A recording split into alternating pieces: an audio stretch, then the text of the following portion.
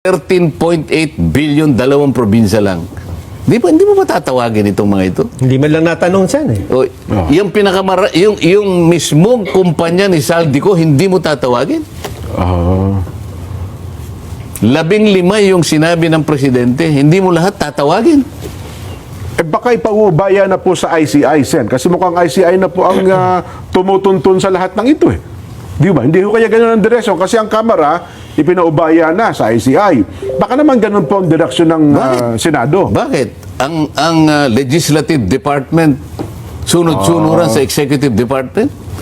Akala ko ba ang ating gobyerno ay binubuo ng 3 dakilang sangay?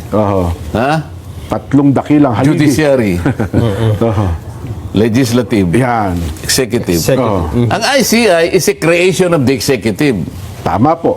Ang Legislature, 2 chambers, Kamara at saka Senado. Ang Senado, meron siyang blue ribbon. Opo. Kung ba nagtatag na ng ICI, Executive Department, hihinto ka na? Well, parang Bakit? Nakasalig ba ang mandato ng Blue Ribbon Committee sa gagawin ng ICI?